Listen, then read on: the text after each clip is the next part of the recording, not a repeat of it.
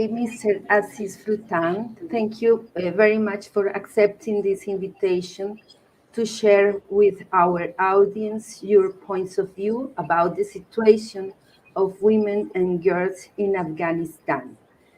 First of all, welcoming you, and I will give some details of your profile to introduce you.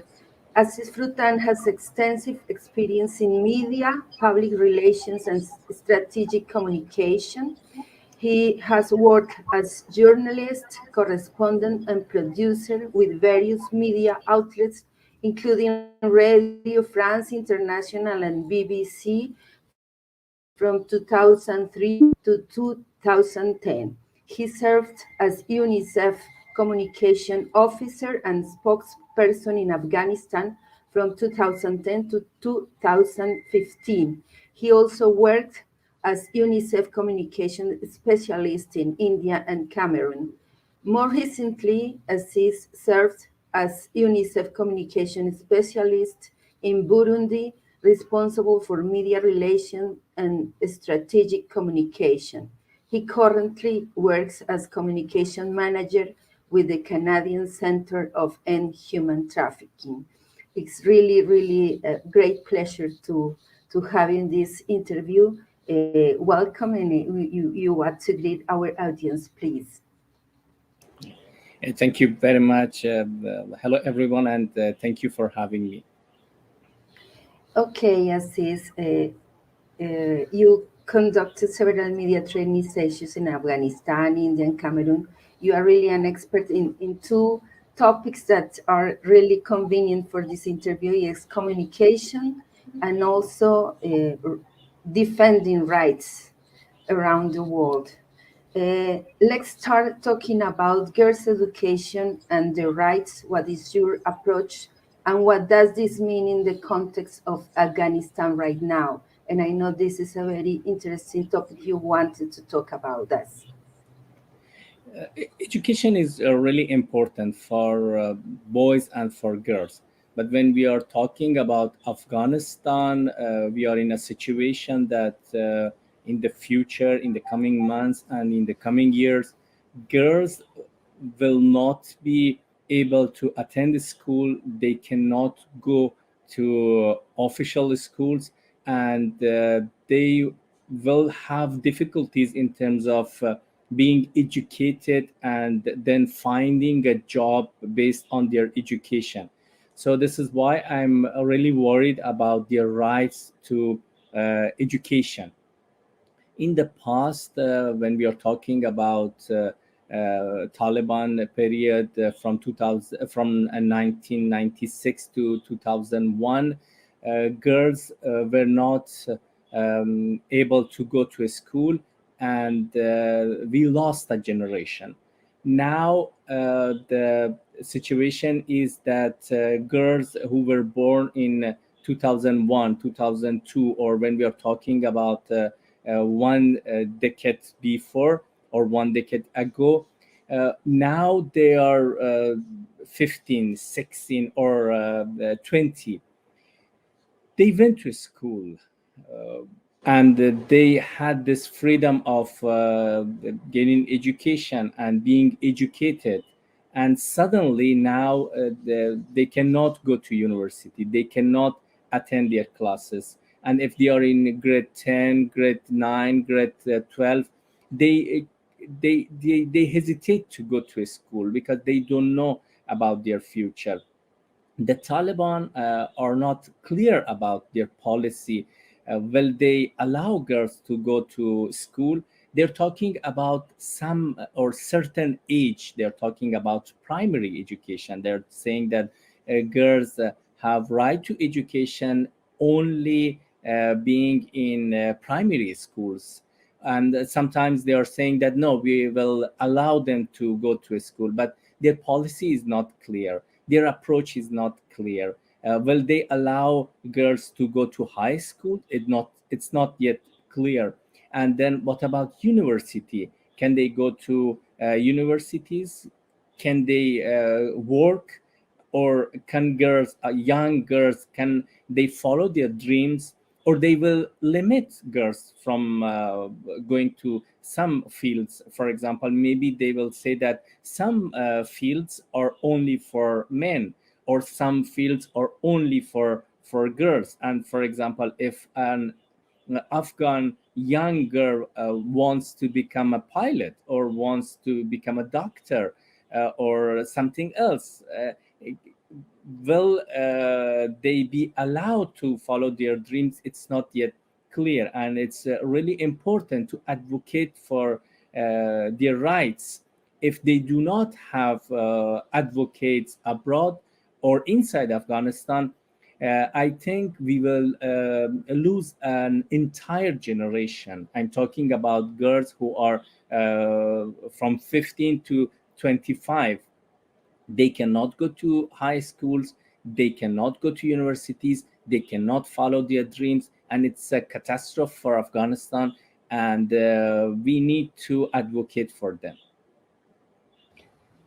Oh, thank you, Mr. Aziz. It's very shocking for me to hear when you talk about a lost generation of girls in Afghanistan, and emphasizing that the next question is, what's the real setback in terms of rights, given that life in Afghanistan was tough even before the arrival of Taliban?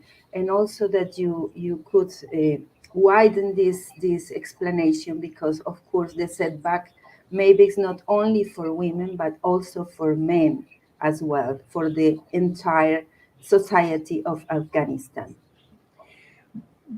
Let me explain a little bit. Let me talk about the background or story of Afghanistan. Afghanistan is living a long war. We are talking about 45 years of conflicts and war in Afghanistan.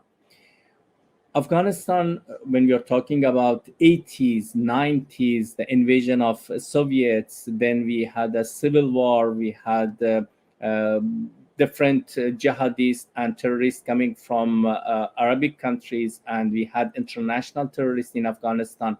Then we had 2001, and there was a kind of, we can say that people could enjoy their rights.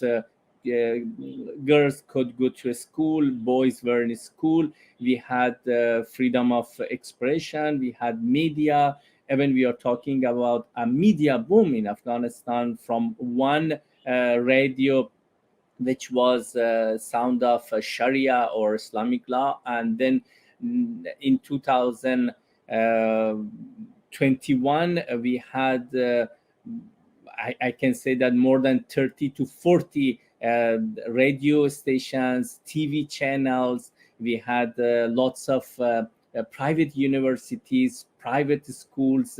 We had a group of young Afghan girls, activists. They were journalists. They were active in communications. They were leading organizations.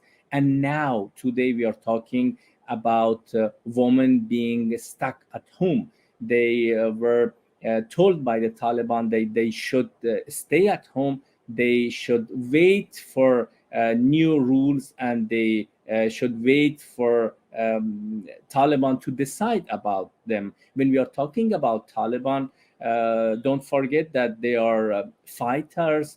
Most of them are not well educated. Just they received some kind of Islamic or religion education, which is not enough to govern a country, to rule a country, and to decide about 15 million women and girls. They are not capable, they are not willing to provide girls and women with their basic rights.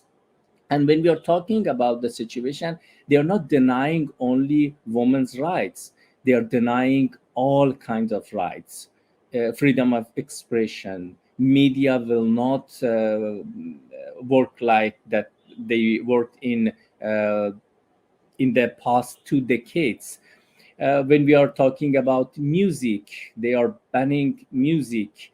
When we are talking about media, they are not allowing female journalists to go to the studio. They are banning female journalists. They ask a few journalists, well-known journalists, to stay at home.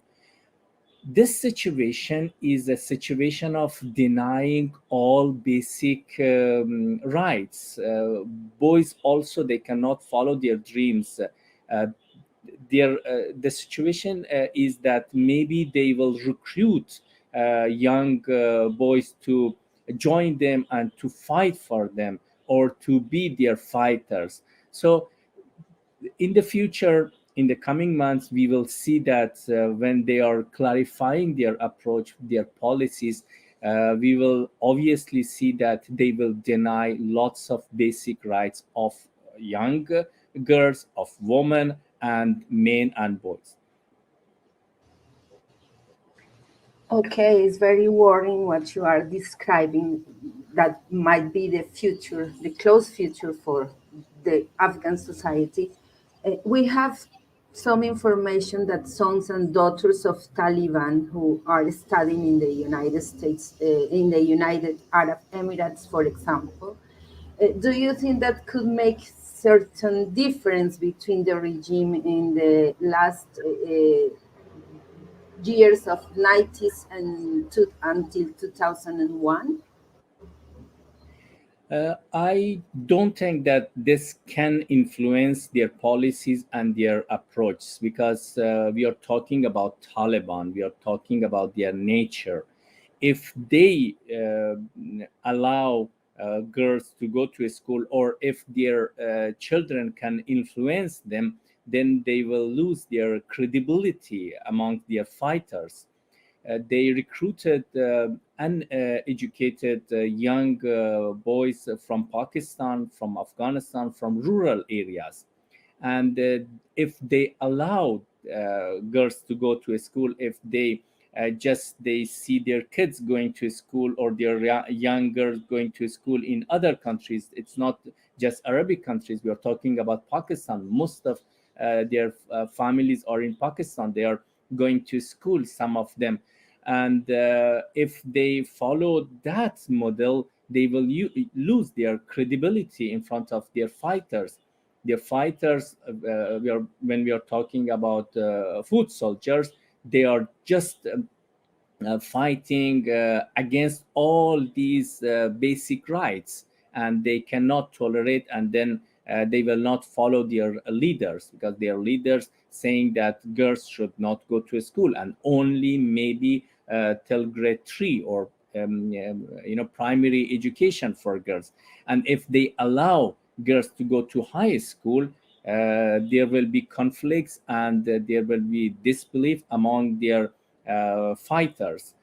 Taliban are based on these things, not allowing girls to school, banning some kind of social values, denying rights of young boys, young girls, banning music, and they are against freedom of expression. If they forget about these things, they will lose their credibility, and then they will not be followed by their young fighters. Okay, that makes clear for me and our audience that that detail of daughters and sons of Taliban studying abroad is not going to make a great change.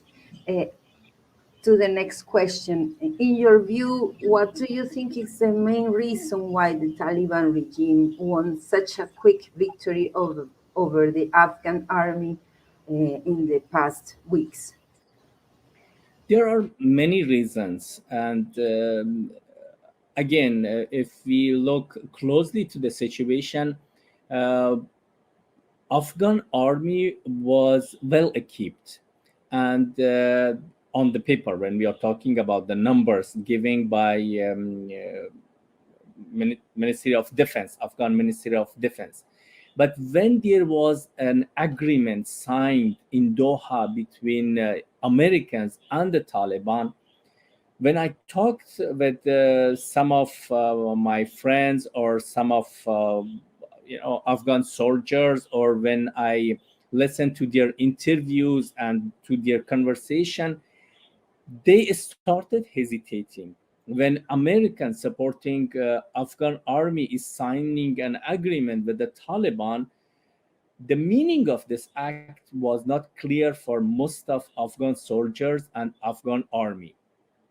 They were just thinking about maybe Taliban or the new allies of the United States or American. The meaning of this agreement put them in a really hesitating situation. They lost the willingness to fight because they were fighting soldier with the American soldiers. And when American soldiers are in this agreement and Taliban are not fighting against Americans and they are not attacking Americans, they started attacking only Afghan army. And Americans just they bombarded 2-3 times Taliban in some of provinces, but they stopped actively being engaged in a war against Taliban. This was the beginning, I think, the beginning of Afghan army to collapse. And the second issue is the corruption. We need to remember that the previous government was a corrupt government. And even when we are talking about number of soldiers, we are saying number of soldiers on the paper and a real number of soldiers. It means some of commanders, some of chief of um, people who had uh, high power or really empowered in the Afghan army. They were just faking the numbers to receive money, to receive salaries for soldiers who were not actively engaged in the war or in the conflict. So this also was a reason. Then we had Pakistan support. We have reports that they sent militia to Afghanistan to fight against Afghan army, and the Taliban enjoyed this support from Pakistan to be in a better position in the conflict and in the war. So there are many reasons. Pakistan support, this shameful agreement between Taliban and Americans, corruption within the government, and talking about, and even when Americans were talking about Taliban and the future of Afghanistan, they were not clear. So this, all these reasons helped Taliban to gain power and to capture cities and provinces. Okay, so in that sense also, what do you think will be the role of the United Nations in relation to the Taliban regime? How should the negotiation be done, and if it's necessary or not, in your view, that negotiation to continue the political life in Afghanistan? The role of United Nations is really important and crucial for Afghanistan. First of all, United Nations can provide life-saving assistance to vulnerable Afghans and to help them uh, to survive and to live in rural areas and in this very bad situation. This is the one role of United Nations, which is really important and crucial. But I think the United Nations and UN agencies should not celebrate this momentum and saying that we are allowed by the Taliban to continue our operation and interventions in Afghanistan. Now I can see that UNICEF is celebrating this, and other UN agencies are really happy that they are allowed by the Taliban to stay in Afghanistan and to continue their operation. I think they should think about their role and their position in the world and in Afghanistan. Taliban need them. We need to remember this, that Taliban need the United Nations to be in Afghanistan. This can help them to gain international legitimacy. The United Nations should use this position to advocate for rights of women, for girls' rights, and for rights of all individuals in Afghanistan.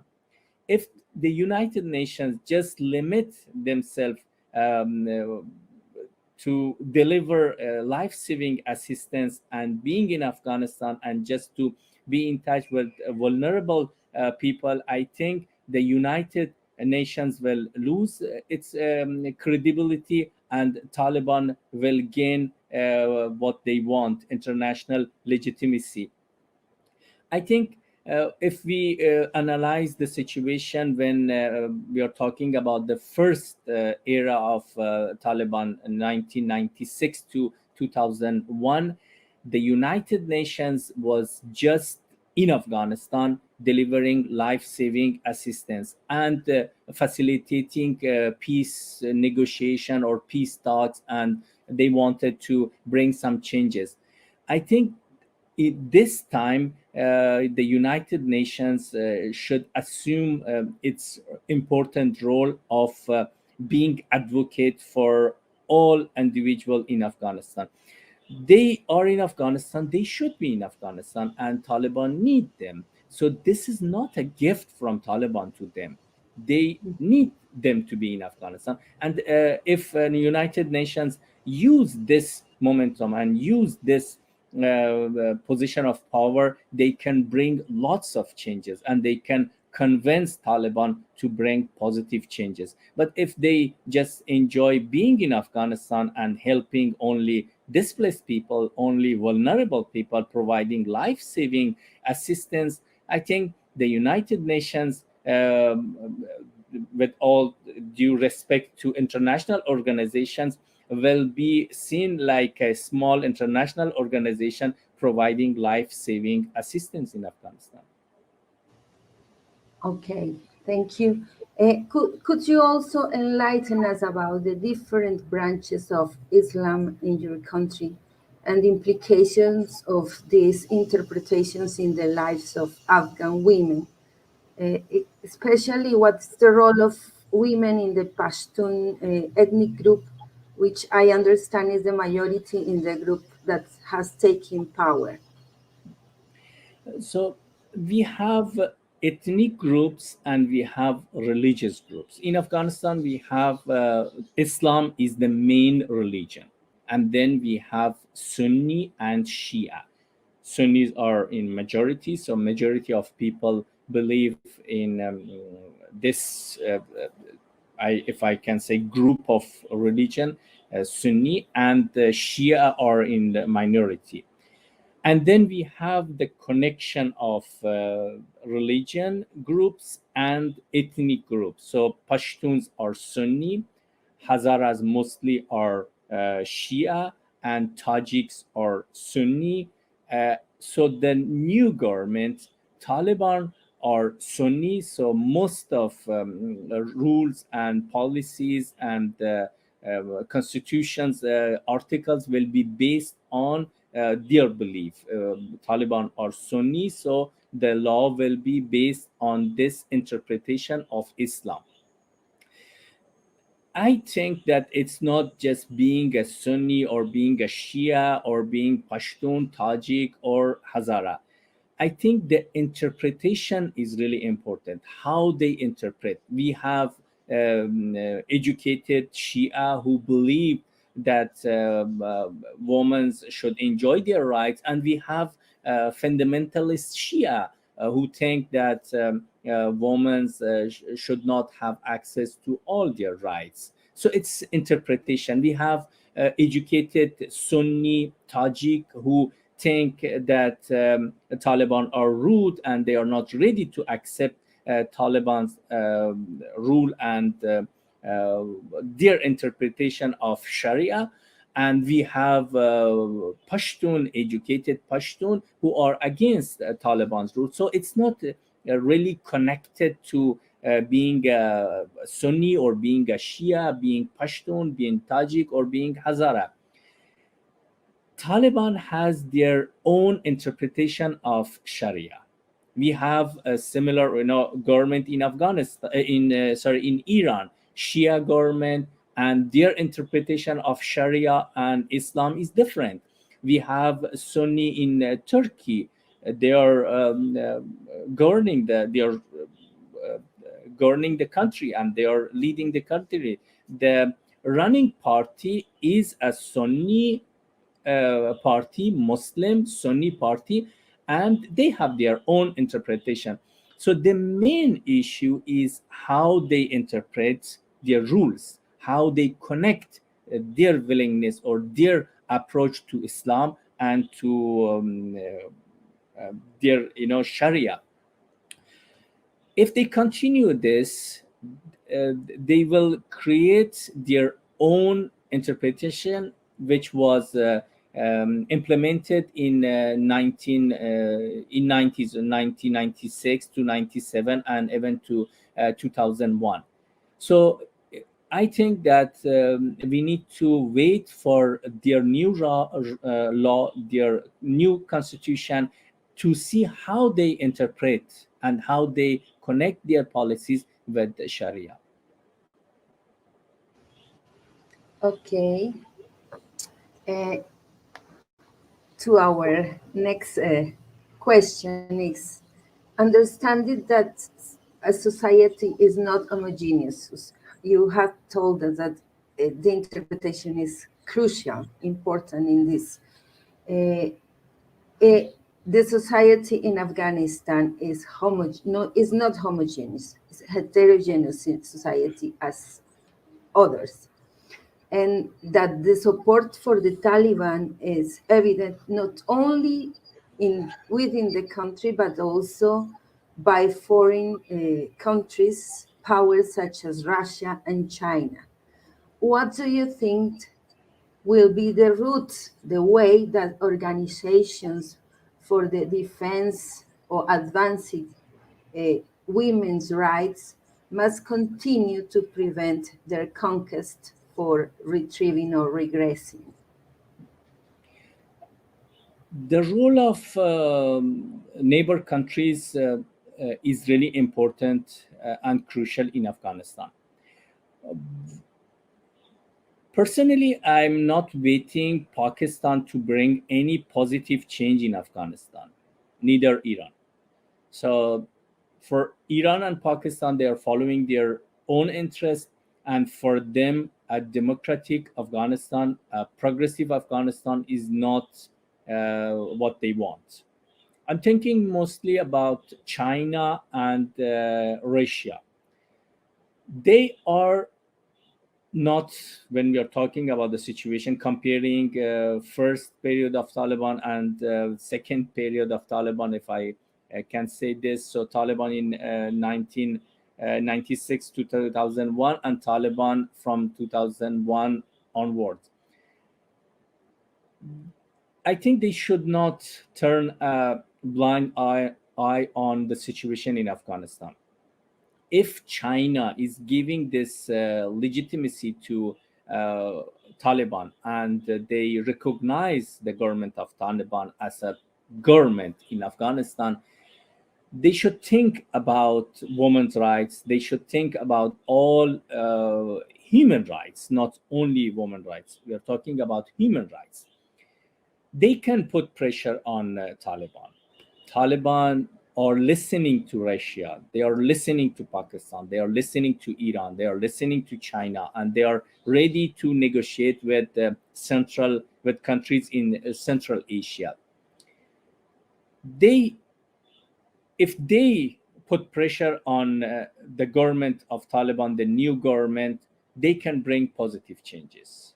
And if they want to have a weak government in Afghanistan, and they want to have only a market for their product in Afghanistan, and they will continue to deny the importance of human rights in Afghanistan, and they want to protect their interests and protect their borders, then we have a really catastrophic situation in Afghanistan. It means the Taliban will receive green lights from neighboring countries that whatever they are doing in Afghanistan will not receive a strong reaction from other countries, so they will continue whatever they want. Their policy with Western countries is clear. They were in fight against them, and they are celebrating a victory against them, and they are saying in all their interviews and speeches that they won against America, they won against Western countries, and they will not listen to them. So the role of countries, neighboring countries, especially China, Russia, Iran, and Pakistan, is really crucial and important. I hope they use their role and their connection and their power on the Taliban to change them, and to at least to have to uh, convince them to at least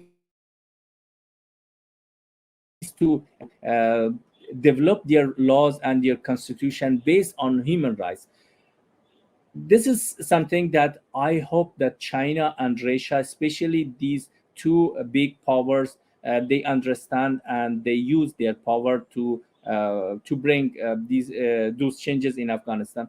But now I can see that China is thinking about their Muslim minorities, Uyghur, and they want Taliban even to convince them to accept Chinese law.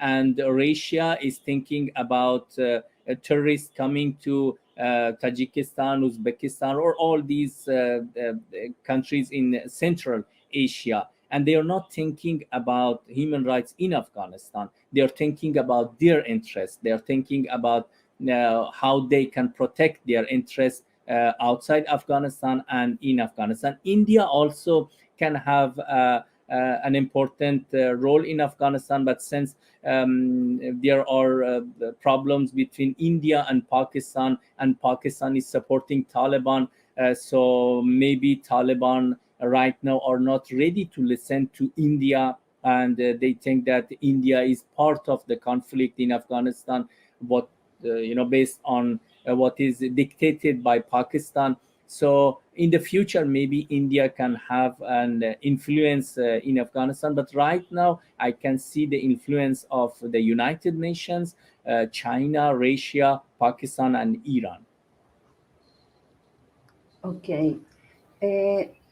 Right now, I would like you to share with us, because as a human rights activist, I've been in contact with some organizations in the past that told us about clandestine schools for girls in Afghanistan related to the situation you have described in the beginning. Is Taliban not allowing girls to study, to go to school, not even in the lower levels of education. Could you think that clandestine schools are a kind of resistance expression? And if you think that also that will be one of the alternatives in the coming months or years with Taliban in power? Uh, Personally, I think that we should not think about alternatives. We should convince the Taliban that the school is a place for girls. All girls should go to school. If we start compromising, if we start talking about alternatives, means that we are accepting their rules, we are accepting their rudeness, we are accepting their policy, which is based on denying human rights and especially women's rights. We should not compromise. When I talked about the United Nations presence in Afghanistan, the idea is that the United Nations should not compromise on any social values, on any rights in exchange of being only in Afghanistan. Taliban need them.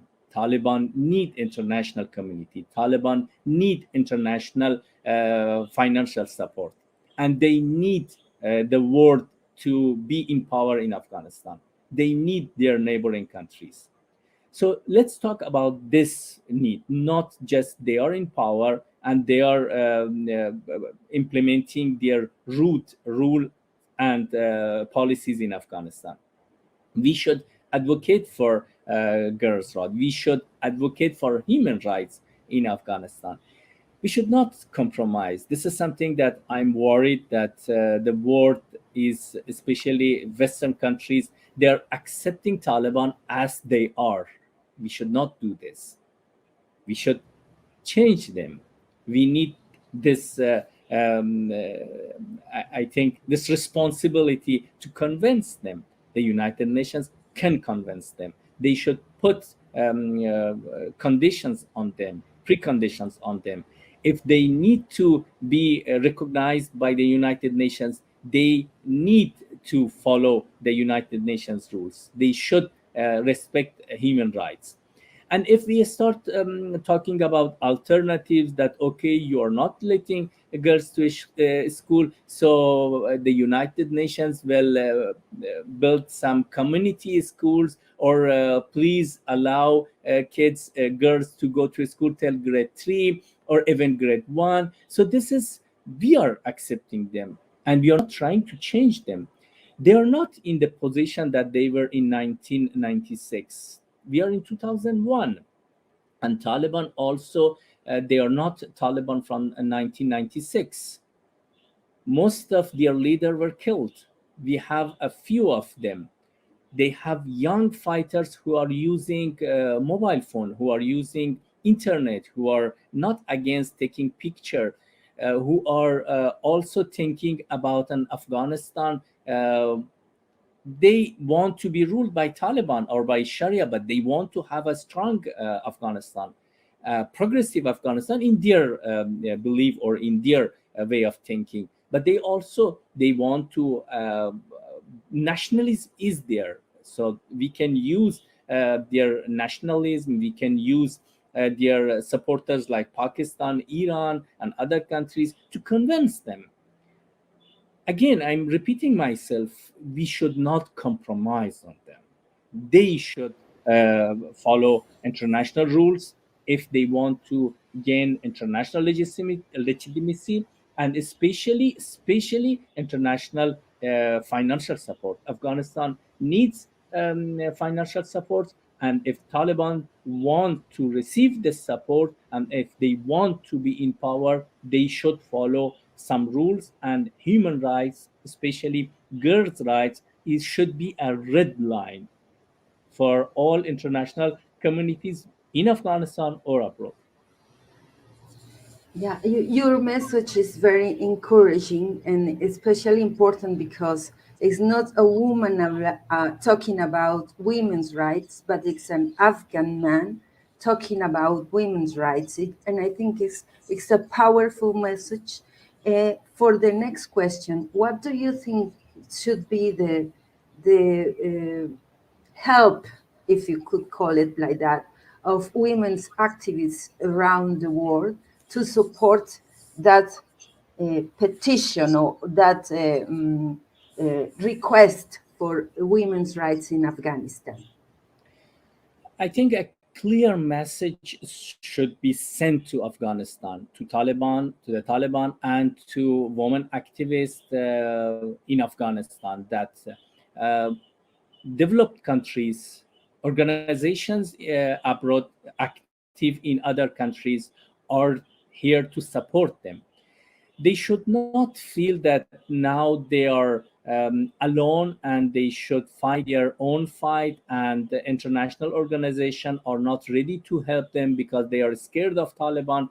The United Nations is not ready to help women's groups and women's activists because they are afraid of Taliban.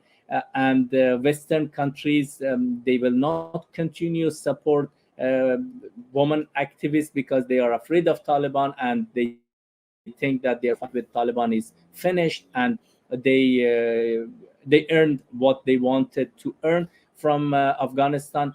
So we need to send a clear message and a strong message to all Afghans, and especially to women activists, that organization like your organization will continue its support to bring positive changes in Afghanistan.